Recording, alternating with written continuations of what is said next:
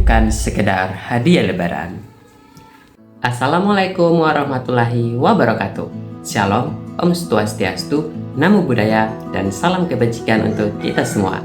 Hai Sobat Literasi. Perkenalkan, nama saya Fajrul Khairul Hadini dari SMP Negeri 1 Buton. Jadi teman-teman, pada kesempatan kali ini saya akan meresensi sebuah buku yang berjudul Hadiah Lebaran. Buku ini ditulis oleh Bambang Joko Susilo yang diterbitkan oleh Republik Penerbit pada tahun 2007. Buku ini juga memiliki jumlah halaman sebanyak 120 halaman ditambah 3 halaman pembuka dengan ukurannya yang praktis, yaitu 20,5 cm dikali 13,5 cm. Buku berjenis novel anak ini juga memiliki International Standard Book Number atau ISBN, yaitu 9789791100205B. Jika saya bertanya tentang apa itu hadiah lebaran, seluruh umat Islam pasti akan menjawab uang, atau yang sering disebut THR. Tetapi, hadirlah buku ini. Buku ini seolah membantah semua itu, karena buku ini menggambarkan bahwa hadiah lebaran bukan hanya sekedar uang, tetapi pelajaran, kenangan, pahala, dan lain sebagainya. Walaupun buku ini diterbitkan tahun 2007, buku ini masih berbanding lurus dengan zaman sekarang, di mana kita tahu bahwa tepat Juni 2026, nilai tukar rupiah per $1 Amerika Serikat tembus Rp18.000. Hal ini merupakan sejarah baru bagi Indonesia. Bayangkan saja teman-teman, keluarga yang ada dalam buku ini yang mereka hidup sederhana dan pas-pasan di tahun 2007, hidup di tahun 2026, di mana nilai tukar rupiah 2 kali lipat bahkan lebih dari tahun 2007. Isi buku ini mengisahkan tentang sebuah keluarga yang hidup sederhana di BTN tipe 21. Keluarga tersebut terdiri dari ayah, ibu, Aldo yang merupakan anak pertama, dan Nurul yang merupakan adik kandung dari Aldo. Keluarga tersebut merupakan keluarga yang hidup sederhana dan pas-pasan. Ayahnya ialah pegawai kecil di kantor penerbitan dan ibunya ialah seorang ibu rumah tangga.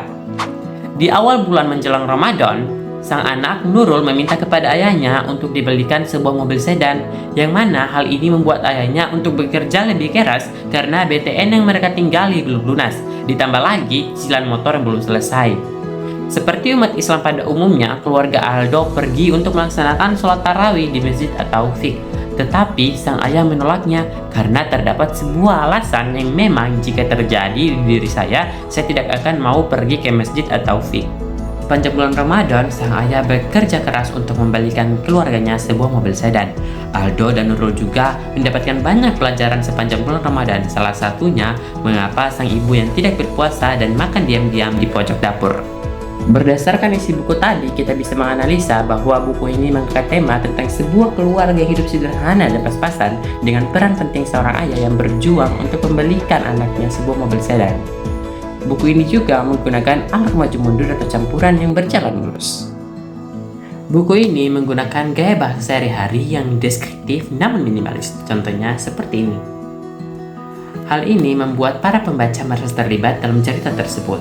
Kemudian penulis juga menggunakan caranya yang kreatif, yang mana dia menciptakan latar dengan menggunakan gaya bahasa tersebut, yaitu contohnya seperti ini.